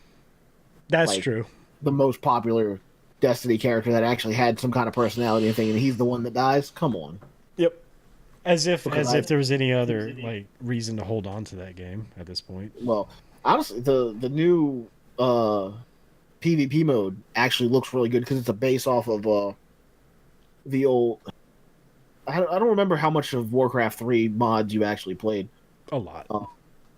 But like a hero line defense. Yeah. Basically, you fought a bunch of mobs, and then after you fought mobs, you had money to buy enemy waves, so you sent them down their lane, so they fought mobs and did the same back to you and back and forth. Yep. And the first person to lose a bunch of lives won. You know. And it's kind of like that, except it's first-person shooter and a nice adaptation to it. Not that the game got enhanced by it, like the overall gameplay for it, but a first-person shooter mode of that, I'm glad they actually developed. I just wish that was in the starter part of the game and not the, oh, everyone's already quit, we need to release something new now. DLC portion of that. That's kind of what happened with WildStar too. Like, everyone quit and then they came back with the free-to-play and made the game actually decent, but like so many people were burned at that point. Yeah, but this PvP mode is still behind the DLC barrier. PvP maybe that's why DLC. I'm coming full circle. I don't know. That makes sense. I can see that connection. Yeah. But you know, part of developer greed, since that's kind of the topic here, yeah. a part of the developer greed is coming from something we talked about before, which is AAA games, right? Like they're trying to make these cinematic, high budget games. And I feel like they're completely over the target with that. Like, they don't need to spend that much money to make a game people will play. It doesn't have to be super cinematic. Look at the indie scene. Like, something like Dead Cells, it's sprites, for God's sake. But look how popular it is. Right. They've created their own problem. That's my view on it. Maybe you disagree. I don't really disagree. That's the thing. It's just like it's one of those things that you hear and it's been spoken about into some word, and you're like, yeah, I kind of agree with that. I don't know that I'd say it exactly the same way, but I do agree with that. Right. You know, like I don't necessarily have words to explain exactly how I feel about it. And I'm not about to steal your words for it. Put it that way. That's fair. I just. It's hard for me to look at this whole situation with game studios. Like, from the perspective of a gamer, what do we see? We see games getting more expensive. We are a lot more selective in which games we buy now. Like, it's a lot less common. Like, way back in the day, if you owned a Nintendo, it was not uncommon to see someone with a shelf of Nintendo games, right? Then Xbox comes along, PS4, whatever. It's not uncommon to see maybe a stack of 5 games, right? Yep. I mean, that's kind of how my PS4 shelf is right now. Yeah, so we've become a lot more selective in which games we buy, and it's a problem that fuels itself. So developers see that. They see that we're more selective, and they think the solution is to dump way more money into each game, which in turn requires a higher cost to make up for it. It's, I don't know, it just feels like the object of insanity. I'm also going to bring up that, I mean, our game market is much more flooded with just things coming out of every wazoo possible. That's true. Like, I mean, besides the indie scene that's coming out with games like every 2 days, you know, like something's releasing every minute of every day almost at this point. Yeah. And before it was like, okay, well, we really release something this time, and when it's ready. You know, like there's no in between of that. There's no DLC to buffer that. But nowadays, because we have patches, DLC, and such, like you can just, oh, well, this isn't really complete. We're going to go ahead and throw this in early access, and that's right. And it's out for anybody that wants to buy it. We're going to still finish it, but we want that extra income to keep finishing it, and then hopefully make more money on top of that. It's like, oh my god, could you imagine? Like, and I'm sure there's studios to do this. Like, potentially a Kickstarter campaign for a game that comes out at full price that includes DLC, that includes microtransactions. Like you, like that would be something EA would be down for if they could pull it off. oh yeah, you know, that's if they don't crash and burn at, you know, in their hole that they've dug. I think somebody like EA's biggest problem is not the financial pulling from your wallet, is that they got caught doing it, right? Like as a consumer, we're happy to pay all the money in the world, way more than we ever expected. Like if you go back and look at how much money you actually paid on a free game like League of Legends, it would blow your mind if you were a constant player. Like I paid thousands of dollars to that game over the years, but it wasn't in my face, and so I was okay with it. EA does it to your face, and you're like, I don't want to be ripped off. I'm not going to do that. You're a terrible company. I don't want to know how much I spent on League of Legends. It's probably best you don't. Yeah, it's best I don't. I swear, like, if I go through and take stock of every skin I bought and every skin I bought that wasn't on sale, and just assume I bought them all, you know, regular price. And it goes back to exactly what we were talking about with the ads, too. I mean, I think people will do just about anything you want them to if the messaging is right, as long as they don't get to peek behind the curtains. Because at the first scent, at the first little moment someone gets that one little peek behind the curtains to see the gears moving, they're going to run. And they're going to tell everyone, guys, he's not a wizard. He's pulling levers behind the back. The whole thing's a sham. And I think that's what happened with EA. And yet, then you have everyone else pointing at the crier saying, he's a witch! And then burn the witch! Burn the witch, yep, basically. Yeah, well, now that brings back the old subject of, did people click on the criers? Click on and have to backpedal to, you know. I bet you some of them got punched, right? Like by locals. I did. Like the locals are probably like, stop talking about Jim's crabs. I don't care about crabs anymore. Stop it. Can you imagine? Oh, I'm sure it's the shop owners right around where the crier was like, go to the crab shop down the street on the left. And then it's like the flower stall standing in front like, are you ever going to shut the fuck up? Well, you know, a lot of people back then couldn't read either. That's one of the reasons they had the criers. Come on, Streamcat. Streamcat's here with us today. Yeah, he's crawling around on the floor. Utility Man says one of the main reasons we weren't so selective back in the NES days is because a lot of the purchases were crapshoots. You didn't know if a game was good before you bought it. You can nowadays. But you still got a lot of people doing pre-orders. Like, if I'm honest with you, I think everyone should stop pre-ordering games, and I'm guilty of this too. Like, I think pre-orders should just go away. And that, I mean, remember, that's something I brought up last week when I was saying that Nintendo thinks Pokemon Let's Go is going to be a failure, sort of, because their pre-orders aren't matching up. When it's a lot of people are just against the pre-order concept now. Let alone, you know, they're not getting their additional 20% off from Amazon anymore. Yep, people are burned enough at this point, and word's gotten out that I think pre-orders are slowing down in general, like for a lot of games. A lot of people are being more selective than they used to be because of the flood. And then you have companies shooting themselves in the foot, like with Battlefield 5. What do you do, man? What do you do? Again, they shot themselves in the foot with me from Battlefield 3 when they didn't develop the full PC game, and they just said, "Oh yeah, we're going to throw it on the web browser." So I have to have an install of a game on my PC to launch something from Firefox. Like, That's so dumb. it was retarded. Yep. Greedy Can I developers. help you? Are you gonna come up, or are you gonna stay down there? Because I'm not gonna keep dealing with you down there. Anyway, we should get back on subject because we are wrapping things up. Where was I in his quotes? Here we are. All right. So this brings up the next thing, sort of, and this is kind of why you have to really respect him, particularly like Miyamoto, just in itself. Besides the fact that he's, Nintendo in essence at this point. He's a smart guy. Honestly, he's got intelligence. And I really like this quote in particular. It's necessary for developers to learn to get along with subscription-style services. When seeking a partner for this, or maybe it's cut off. Yeah, for this, it's important to find someone who understands the value of your software. Then customers will feel the value in your apps and software and develop a habit of paying money for them. It sounds shady, but it's not. That's just speaking honestly. Yeah, he's just saying, like, if you charge regular price for stuff and you actually develop a full product, people will like your stuff and will buy it. Like, when you're not pulling strings behind the scenes or doing anything like that, you'll, like, because they're forcing this entrenched, we're developing full games, and then the post idea is adding stuff to those. Like, now that you have the game, now we'll add extra stuff to it.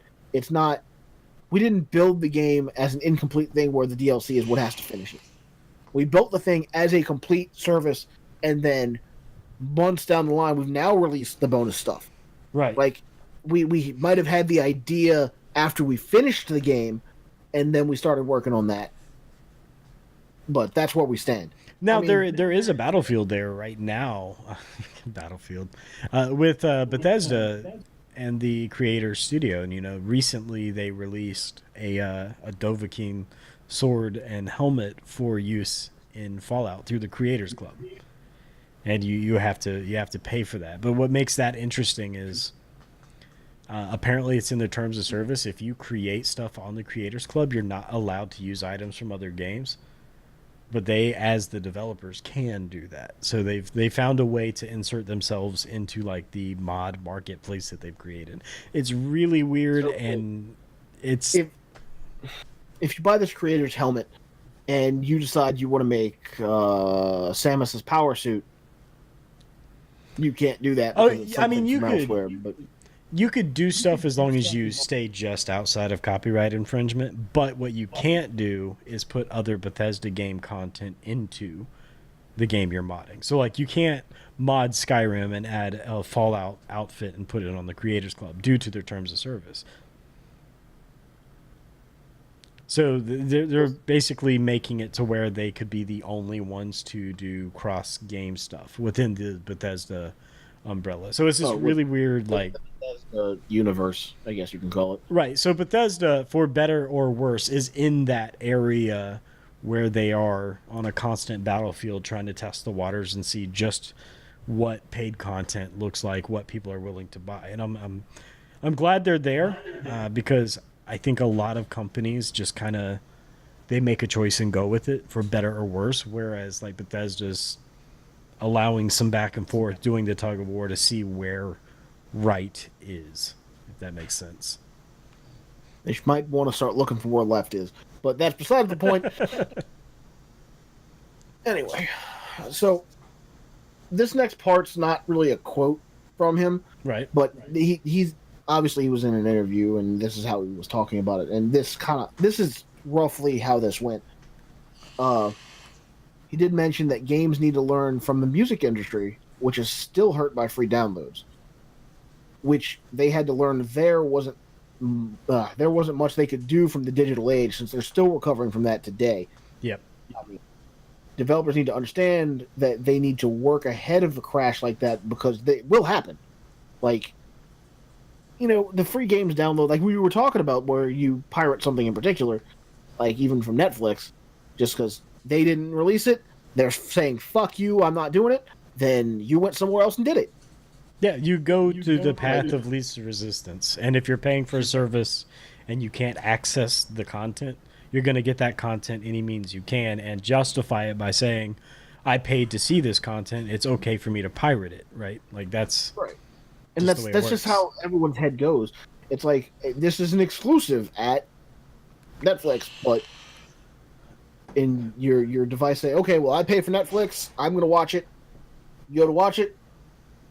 I can't watch it. Yep. Well, I really want to watch that. Pull up second device, download thing, slap it on the main thing. All right, well, now I'm watching it, but it's not through you. Yep. And oh, by the way, it's subscription.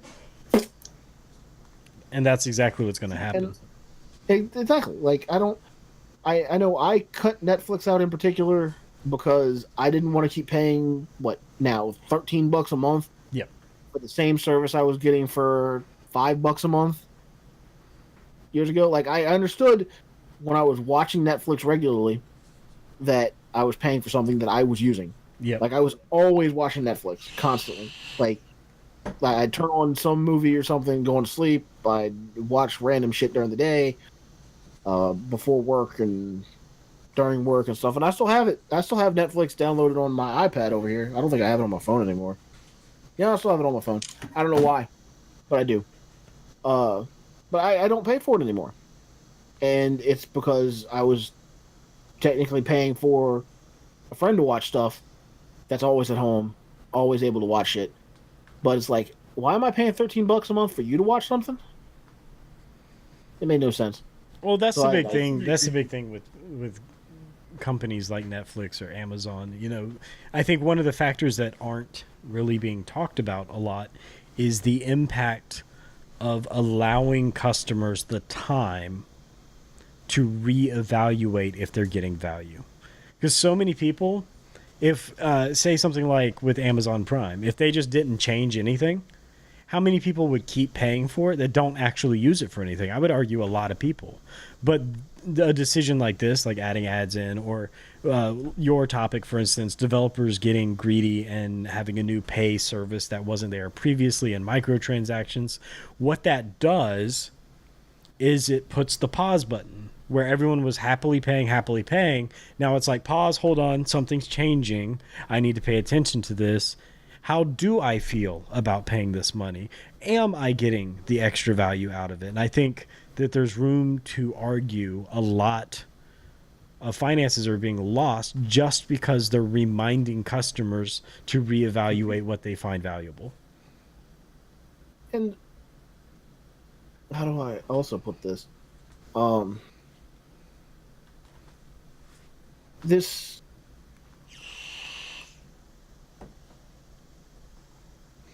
I can see the gears moving. Yeah, well, it's like I'm trying to really find the exact words that I need to actually express this. All right, let's see what you got. Spit it out, and we'll work through it. Somehow, I don't think it's going to come out anywhere. Like, again, let's put it this way: like when it was $5 a month for Netflix, okay, Yep. I didn't mind paying for it. That's easy Even to if I didn't justify. even if I didn't watch anything in that particular month, and the stream cat keeps bugging me. That's like a fast It food didn't matter. meal. Like that's nothing. Like I thought, okay, well, if I'm paying $5 a month, if I watch 2 movies in a month, I'll be all right. Who cares at that point? Right. And my friend can watch whatever he wants, as much as he wants, because I'm not around to watch all the shit that I want to watch that I'm paying for. Right.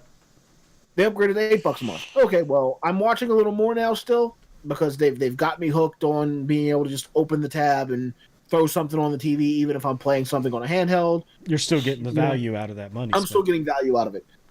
We're going to increase it to $10. I'm still in the point where I'm watching stuff regularly. Okay. Hey, Nan, you want to watch some stuff on here too? Because I have a couple screens. I'm not always watching it because I'm working, etc., etc. You're out of town all the time. You can't watch the shit at home anyway. So take my account with you on the road. Go for it. I don't mind. And then it comes like, well, now I'm working regularly. I don't really have good internet connection at work. And they're going to increase the price to $13 a month. And I'm like, So I'm not watching stuff at home at this point. You're increasing the price again on me for like the third or fourth time, Right. to be honest. And like there's only one person out of the entire group that's watching anything. But I want to point out something very specific that you kind of talked about there. If they had not changed the price, even if you didn't watch anything, you would have probably kept paying for it because of that thought, I could watch something soon, and the thought, it's not a lot of money, so it's not a lot of loss. It's nice Like, to have right as now, an option. I would actively like to watch the Castlevania series that they're out. Mm-hmm. You know, as that original. And the I Witcher know thing there's coming supposed to out? be the second season of that's coming out, and I haven't seen the first one yet. They had the third season of Seven Deadly Sins. Well, third season was supposed to come out, or supposed to be coming out, and I want to see that because I actually like that show. And the newest season of The Flash is now made its way to Netflix. But see, I just watched that for free on the CW. Right, but even though you can watch on TV, I don't have time at the house to ever watch something like that or catch anything on TV. CW app. That's where I watch it. Don't spoil me. Guess what they don't do? They don't charge you a subscription fee. Say hi to the camera. All right. The point being, like, while I could watch it somewhere else, it was convenient because I knew exactly what episode I was constantly on. It actually allowed me to download it at home and bring it with me to work when I wasn't doing a whole lot at work. Right. You know, and that was nice. I appreciated it. Things changed. I stopped being able to watch stuff, and then the price. I just didn't want to pay $13 a month for something that I wasn't using. Yep. And again, if it was $5, I might still pay for it. Because you never know. Maybe I'll watch something. Like I wouldn't be against, instead of turning on YouTube every night to find something that to stream on the TV while I go to sleep. I'll turn on something on Netflix. I'll throw on a movie that I've seen a couple of times that I just haven't watched in a while, you know, and do that. And I'll actually turn it on 3 or 4 times until I get through the entire thing. Yep. But that's just how, you know, I went with that, you know. And then I'll binge watch something like when the new seasons of Flash comes out. I'll binge watch the shit out of that as it goes through. Bye, Cat.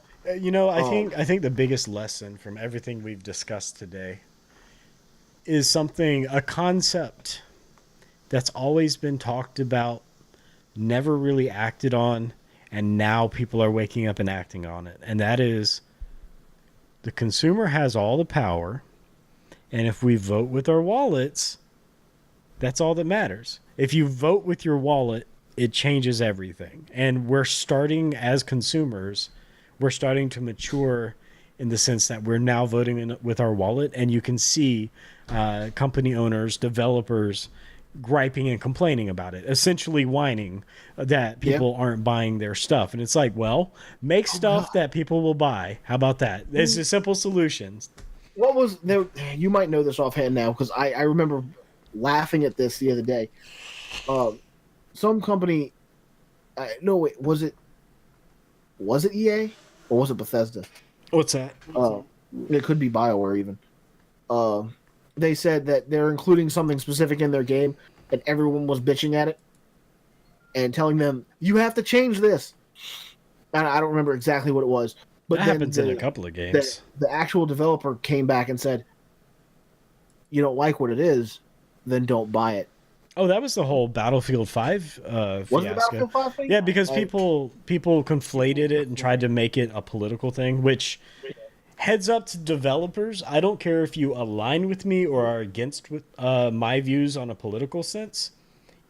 Even if you agree with me politically, if you make your game about that political stance, I'm gone.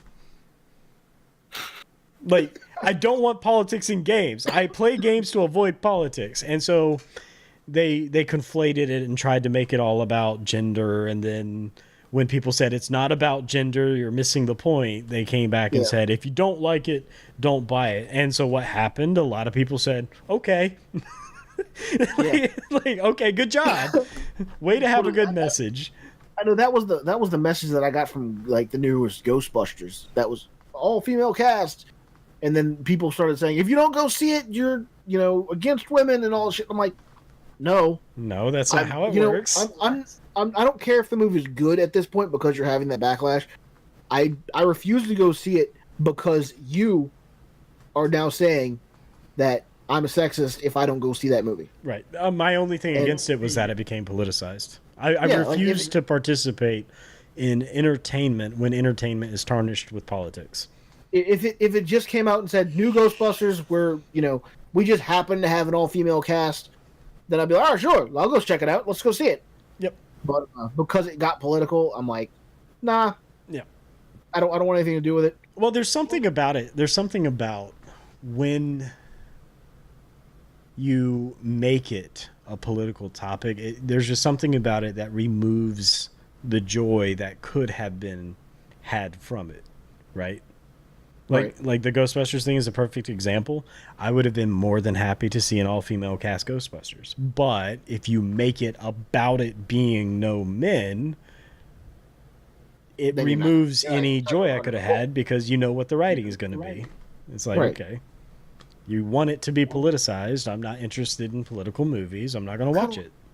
What is it? There's a new... This is the open mic portion of the show, by the way. I still technically wasn't done with Miyamoto, but I'll finish that up before I go into this next bit. All right. Nintendo looks at like games like they're toys to be sold instead of games as a service, and they come out and say make a good platform, and then people will trickle in DLC on top of that, of a complete model without holding content behind paywalls, and that's their true stance on it. They want to provide a full service, and then, hey, you already have it. Why don't you have some more? And that's why I agreed with how Splatoon 2 did its DLC. I still haven't bought it, I still haven't played through it, but it's something on my radar of something that I want to do, because I enjoyed the game. It was a complete game when I paid for it. It was a complete game when I bought it. Well, it just shows that Miyamoto is in tune with players, and he's on the same wavelength as players, which is a really smart place to be if you're trying to sell games to players. Like, look at everything that happened with the controversies of on-disc DLC. Look how we as players reacted to that. We were not a fan of on-disc DLC, and his stance completely reflects that. Yeah, like if you included it on the disc, it should be accessible in some way, like in-game by playing the game of some sort. Not, hey, you're buying a key online that just flips a switch and says you now have access to this. Right, and I mean it could be all in good intention. Like you could just have unfinished content, knowing that it's nowhere near completed, that you still need to add to, but you want it on the CD to make it easier. But you have to look at how things look that you do. Like you have to look at not just the intention, but how it's going to be received. If people were diving into the CD to find out, like, oh, well, they included the Buster Sword from Final Fantasy VII in Legend of Zelda, right? But the actual model wasn't complete and it wasn't polished or anything like that. Like it was just like a bare fucking stick with a hunk of metal textured on it. Well, that happened with World of Warcraft. Just about every single expansion. Like, there was unfinished content, but it was very clearly unfinished content. Like, what you did not see was going in on, like, Burning Crusade and a completed raid hidden in the game code for Wrath of the Lich King. You did not see that. Right. Because then people would be up in arms, like, why are they charging us for this new DLC when it's already in the game? Yeah. Well, I mean, again, that's... just with my in-depth knowledge of WoW at that point, like that's not necessarily how that went, but like I understand where you're coming from. Right. I'm just trying to sell a point using an example. Yeah, like you sold it to me right. It's just I'm like, they didn't include Wrath of the Lich King because Northrend wasn't even in that thing at that point. What are you talking about? That's my point, though. I know. But anyway, so. Now since I've finished that, now we can go into open mic and not give a shit anymore. Yep. Politics. Fuck that. Yep. I'm in the same boat. And it's just like I said. Like, I won't be buying Battlefield 5. I'm not a huge Battlefield fan, anyways. I used to be. But if I were a huge fan of Battlefield, I would strictly avoid Battlefield 5 specifically because it became political, right? Like, I'll put it to you in the most simple terms possible. If you have an amazing game and then you make it all about Trump, I'm not going to buy it. If you have an amazing game and you make it all about Hillary, I'm not going to buy it. I'm not going to tell you what I support. What I am going to tell you is if you make it political, I'm gone because it goes against why I play games in the first place. And I can respect that. Yep. You know, me as a person, I'm on board with that. You know, some people will still buy it because they just don't care. Yep. But I refuse to go see a specific movie because they made it political in some way for a fashion. Because they specifically said, you are a more terrible person for not going to see this. Well, You see, know, this is it's not because you have a lack of time. It's not because you have, you know, a strict disview with what's shown on the screen. It's not because, you know, any reason you throw up. It's because you are anti whatever the message is. Well, if you look at classic comics, I think they did it the best because if you look at classic comics, perfect example, X-Men, right? Like there was actually a lot of political agenda put into X-Men as it comes to like diversity, a class of people treated less than. Like there was a lot of politics in that, but the way it was presented was not politically presented. Like it wasn't so in your face. They didn't slap you in the face to say, "You idiot, stop treating people differently. You're a moron." Like they didn't insult the intelligence of the audience. And so X-Men became one of these really popular things. Even though there were politics involved, it wasn't in a way that beat you down as the consumer. And I think that's probably where I personally draw the line. And you know what game's also going to do that? Because this is another excellent tangent. What game is going to have a lot of politics in it and that you will still play? That's tough, man. I don't know. I feel like you have an answer that I might be able to respond to. So tell me what you think. It's going to be Cyberpunk 2077. I'll tell you that straight off. Because it's the nature of the world that they're in that there will be politics. There will be a lot of politics. But it's a politics. It's a type of politics that we're not quite dealing with yet, right? Like the whole robots, humans. Like that's not a big contentious issue of our time. So I could still box that into fantasy. Yeah, but it's gonna be scattered throughout the game, and you will see it. I mean, you don't know about the cyberpunk world at the moment, but you will understand once you get there. Right. Which, the reason I brought it up as a tangent, is because the story's complete. The game itself is finished. They said you could play it start to finish now. It's like all polish being done at this point. Correct. Which is great news. That means we might actually see it in the next year. We don't have a release date. We don't have anything else. But with them only needing to polish the game up and add like side questing and all that other kind of shit that everyone loves in that kind of game and open world stuff. Yep. That looks great to me. I'll be honest with you, knowing that studio and knowing what they do with time, they have very little time that's not like spent making something amazing. I would be happy to wait another 2 years for that game just because I know how they would spend their time. I can't throw my money at my screen fast enough. Like I want the game now. I want the game now, but I could wait. I wanted the game when they showed the first fucking trailer. Yeah. When they first announced the motherfucker. But I will continue to wait impatiently for it. But I still want them to be done. Like I want them to be done yesterday. Yeah. But I will wait until it's done with the polish, with everything, because I want the game to do as the best it can. And you know they're capable. Yeah. Which, speaking of polish and stuff, their newest demo that went to Gamescom had only a couple minor updates from the last demo, but they added the katana in. Ooh. That doesn't speak much to you, but well, when you say the katana, like it's a katana inside fans know about. It's just a katana. But in Night City and Cyberpunk world, there are things called the nano steel katanas, which are extremely deadly weapons because it just rips through armor like worse than lightsabers. Really? Like, the thing has such a fine edge that you just go and it cuts through people like butter. So there's a lot of like mystique behind them. There's no mystique. It's just a really well crafted weapon that in the tabletop game is extremely dangerous in anyone's right hands. Like, it's not something everyone can use. Right. But those people that are willing to use that in a gun-based environment to run up to somebody and cut them in two. Yep. It's terrifying. And I don't know that it's going to be the nano steel or not. Because it's labeled as katana at the moment. I mean, if they're going to have katana, surely they're going to include in some way in the game nano steel. Surely. There's fingers crossed that there will be the nano steel build, like the nano steel katana, as an active weapon in this first person shooter. Because maybe they'll it's going to be worse than Genji going.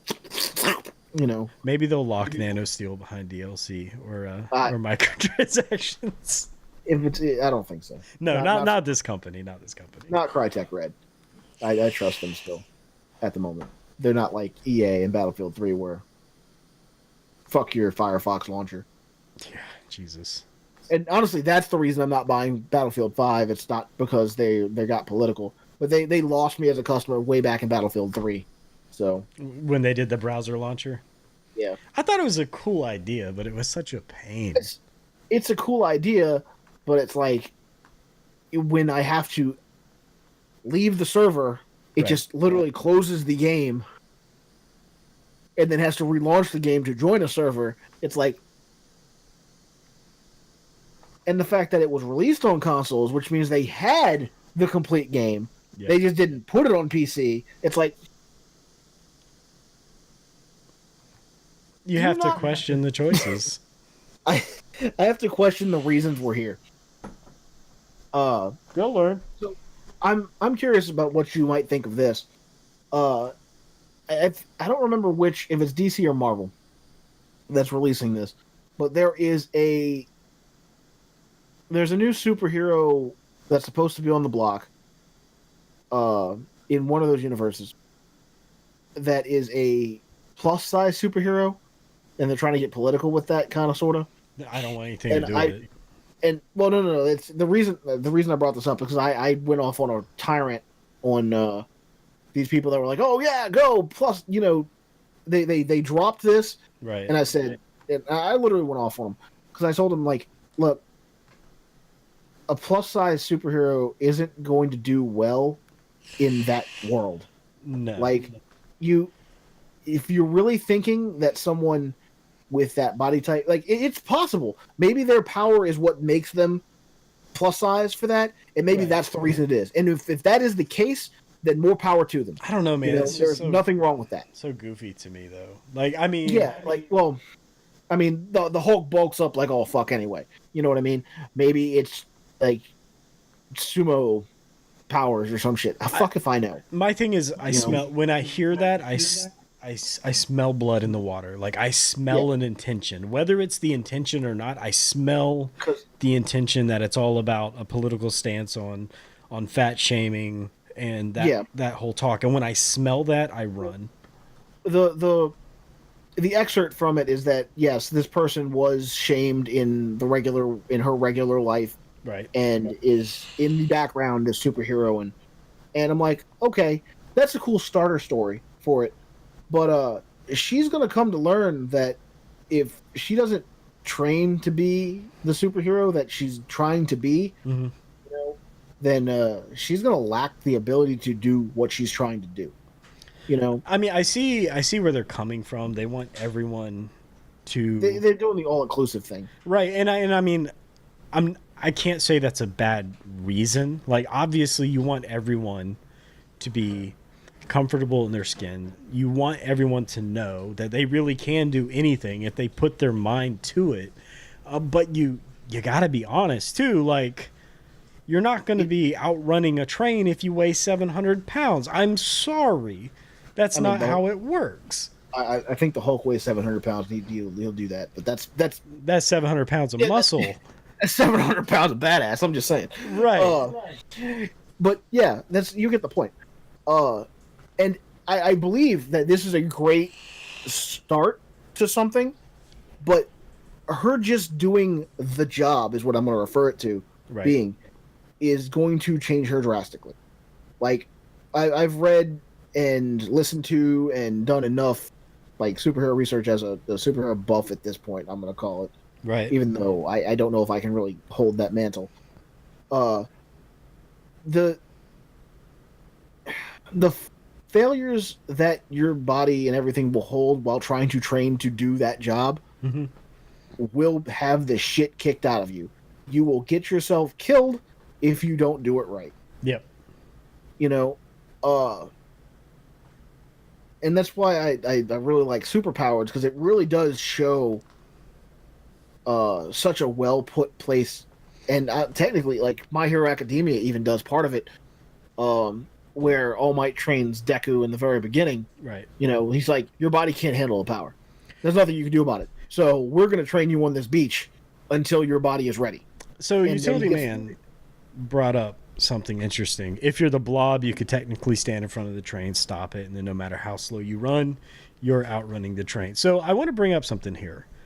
The Blob, that's an example of it done right, because it didn't have that blood in the water scent of political power behind it, and yet it portrays kind of the same mechanics of it, if that makes sense. Wasn't the Blob's power something to do with gravity though? Like it was. I'd have to really look that up. I know he was a large man, but and the technical phrase is nothing can move the Blob, which I will quote from forever, because it's one of those phrases that just makes you smile. But I'm pretty sure like his power is what allowed him to, or his mutation, I should say, not his power, is what allowed him to do what he does. Carnival performer, nicknamed the Blob. I mean, just look at that massive size, and there are powers you can use with that. But the reason why I was more accepting of the Blob than what you're telling me is Marvel didn't come out and say, all right, guys, we're going to introduce a really fat character because we want to be inclusive. Don't shame this fat character. Like, they didn't do that. It wasn't so in your face. They didn't punch you in the face to get the point across. They didn't insult your intelligence. And now it's like, that seems to be the main driving motivator for some of these changes. It's not, let's introduce a really cool character. Like, that's not what I sense is the motivation. The motivation I sense is, let's beat people over the head. Don't do this. Don't do this. Don't do this. And it's like a completely different mental space that it puts you in as the viewer or consumer. Exactly, and that's kind of still where I'm going. And like I said, I only went off because I disagreed with necessarily where the points were, and I did end off on that tirade saying, I wish this person all the success in the world, but if the story is about how she's dealing with it in the very beginning and then coming into this life that she's wanting to lead, right, and like she doesn't change at all and doesn't come to realize this, because she's gonna eventually be too slow to save that one person, and she's gonna have that entire emotional breakdown. Do you really think they're gonna write that in though? Like, I feel like that's the thing. I don't think they're gonna write it in. She's just gonna be the next Superman, where she's gonna be like, oh well, I saved this person, I didn't have to try at all. Yeah. And I have a problem with that, because it's not the way that will actually work. You know what I mean? Like, sure, you could write in your power saying, okay, well, I'm going to be the strongest piece of shit on the planet, like Superman, and your power could then be like you suck 10,000 dicks in a second. Well, I feel like we're in this world now where we're so afraid to admit that people have flaws. And you brought up Superman, which is a perfect example, because even the people who made Superman will tell you the biggest mistake they had was to not give him a weakness. Like, kryptonite was basically tacked on. Like, crap, Yeah. this nothing can fight him. How is this an interesting story? And part of what defines us as people and what makes for the most interesting stories are those moments of weakness that change us, right? Like that's Yep. where a lot of the actual enjoyment of it comes from. So when you Saying create character somebody, development right, is important. very important. So if you just have somebody that has a weakness, for instance, and you say it's not a weakness and they're actually invincible, like where can you take that story? And that's why people don't follow that stuff. But what's the blowback you get? It's not that, oh, we created an uninteresting character. It's look at all these evil misogynist fat shamers, right? Like, I think this is also the point that you brought up, because this is why people like Goku so much better than Superman on a regular basis. I'm not saying that there aren't the other end of the spectrums. I'm just saying that because Goku has so many flaws in himself, like being a bad dad, right. being, like all he wants to do is fight and, not really paying attention much to the world. He's kind of dumb, but he's also a genius when it comes to actually fighting. Right. And that's still, he's a very powerful opponent, but he can still be beaten. There are ways around it, you know. Whereas Superman is always going to be as strong as he needs to be. End of story. That's the end of that. And the only solution is kryptonite. Yeah, That's like, it. even with kryptonite, you're not beating him. It doesn't even matter. There's something that he's going to develop in that instance that'll then defeat the kryptonite, and then he'll just win. Hell, look at Charles Xavier, right? Like, this dude was like one of the most powerful mutants in the stories was Xavier with his mental power, but look at it for what it is. The dude is a cripple in a wheelchair, basically. Yep. And you know what they didn't do? They didn't say we need to treat disabled people equally. We're going to put Charles Xavier in here and make him invincible, and people in wheelchairs can do everything everyone else can. They didn't like sugarcoat it like that. They just said, here's a really cool guy, here's his backstory, and here's his flaws. Yeah. And that made it interesting. And he used his abilities and stuff to make sure he was still relevant. Right. It's not, he didn't roll over and say, well, my legs are broken, I'm done. Stick a fork in me. Yep. They didn't put Xavier into a wheelchair and then say, but wait, he can still win those 300-mile run races. Like, right? You know what I mean? Like, pushes his fucking chair fast enough with his mental powers. But that's like, but he's still not running that race. Right. No. He's doing something to try to win the race. Yeah. But yeah, like, I'm just saying, like, so in the end, I hope all the best for that story to take traction and do the right thing. Yep. But I don't want it to be the Superman story where she's just strong enough to do the thing and not have any internal character development, and then also come to realize, like, if her power is, technically an offshoot of, like, Superman's power, so she's super fast and etc., at some point she's going to have a body change because of how much work she's putting into that. Like, even if she's eating 60 cakes a day, instead of actually eating, proteins and etc., whatnot, like, she's gonna shed some of that weight because of the work she's putting in. I think your point is essentially our suspension of disbelief in the fantasy world goes but so far. At some point, it breaks it. I think I really need to just send you Superpowers at some point so that you can actually read and really get to know what I'm talking about, though, in the end. Okay. Because that's all about a college hero certification program type thing about what leads you to become a hero and why this world has heroes that are always so limited.